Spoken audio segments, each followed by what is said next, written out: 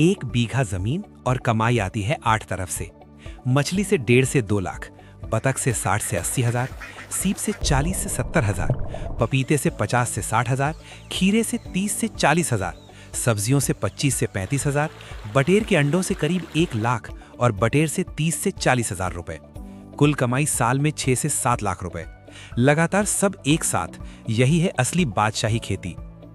सोचो तुम अभी 1 बीघा जमीन के सामने खड़े हो, चारों तरफ एकदम शांति है, सिर्फ हल्की हवा चल रही है। बहुत से लोग इस जमीन को देखकर बोलते हैं इसमें और क्या ही होगा, लेकिन आज अगर ये वीडियो आखिर तक देख लिया ना, तो तुम्हारे दिमाग का वो ख्याल पूरी तरह टूट जाएगा। क्योंकि आज मैं दिखाऊंगा कि 1 बीघा जमीन कैसे अपने आप पैसे बनाने की मशीन में बदल जाती है।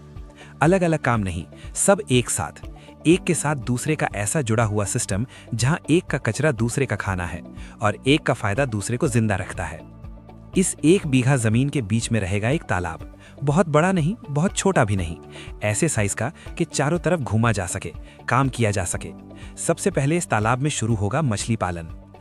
रोहू, कतला, मृगल, ये 3 तो रहेंगे ही, साथ में कुछ तिलापिया या पांगास, क्योंकि ये जल्दी बढ़ते हैं, खाना अच्छे से खाते हैं और बाजार में इनकी डिमांड है।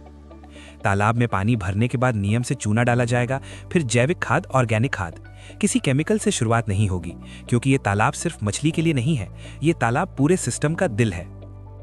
मछली छोड़ने के कुछ दिन बाद तुम ध्यान दोगे कि पानी के ऊपर हल्की काई जम रही है। बहुत से लोग यहीं डर जाते हैं, लेकिन यहीं से शुरू होगा दूसरा काम, बतख पालन।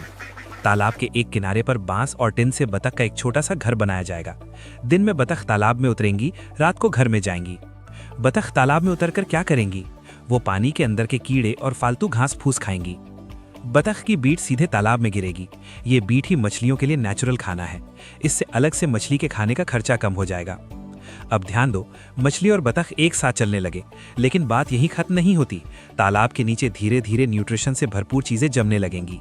यहीं से आएगा तीसरा काम, सीप की खेती। सीप एक ऐसी चीज है जिसके बारे में बहुत कम लोग जानते हैं, लेकिन सीप पानी के अंदर के फालतू कणों को साफ करता है। पानी साफ रहता है और मछली अच्छी रहती है। सीप बड़े होने पर बाजार में बिकते हैं और कोई चाहे तो आगे चलकर इससे मोती की खेती भी कर सकता है।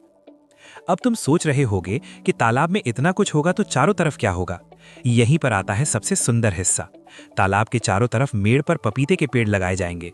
पपीता ही क्यों? क्योंकि पपीते की जड़ ज्यादा गहरी नहीं जाती, तालाब का मेड़ खराब नहीं होता। पपीता जल्दी फल देता है और साल भर कुछ न कुछ मिलता रहता है। तालाब के पानी से ही पपीते के पेड़ों की सिंचाई होगी। मछली और बतख की वजह से ये पानी पहले से ही खाद से भरा होता है। पपीते के बीच बीच में खीरा और लौकी जैसी सब्जियां लगाई जाएंगी। मचान बनाकर खीरा तालाब के पानी के ऊपर चढ़ जाएगा। ये लटका रहेगा, जिससे एक तरफ छांव होगी, पानी का तापमान कम होगा और मछली को आराम मिलेगा। दूसरी तरफ सब्जी बाजार में बिकेगी। एक जगह से 3 तरह की कमाई, मछली, पपीता और सब्जी। अभी भी खत्म नहीं हुआ है। तालाब के एक तरफ एकदम छोटी सी जगह पर, जहां बतख या इंसानों का ज्यादा आना जाना ना हो, वहां बनाया जाएगा बटेर पक्षी का पिंजरा। बहुत बड़ा फार्म नहीं, शुरू में 500 से 700 बटेर से शुरुआत होगी। बटेर ही क्यों? क्योंकि बटेर कम जगह में रहते हैं, जल्दी अंडे देते हैं और इनके अंडों का बाजार बहुत अच्छा है। बटेर की बीट को जमा करके सुखाकर वापस तालाब या सब्जियों के खेत में इस्तेमाल किया जा सकेगा। अलग से खाद खरीदने की जरूरत नहीं पड़ेगी।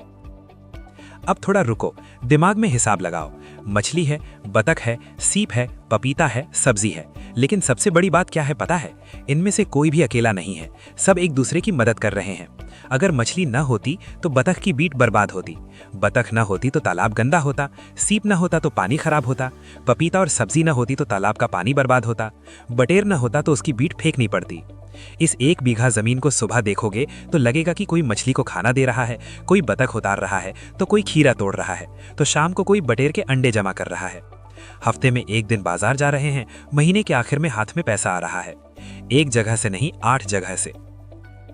अब मान लो पूरा सिस्टम खड़ा हो गया है, सब काम चल रहा है, लेकिन यहीं पर लोग सबसे बड़ी गलती करते हैं। वो सोचने लगते हैं कि सब कुछ अपने आप चलेगा। असल में इसी जगह से दिमाग और नजर रखने की जरूरत है, क्योंकि इस सिस्टम में फायदा जितना ज्यादा है, गलती करने पर नुकसान भी एक साथ होता है। इसीलिए अब मैं एकदम आसान भाषा में बताऊंगा कि कहाँ नजर रखनी है, किस जगह हाथ लगाना है और किस जगह हाथ ना लगाना ही अच्छा है।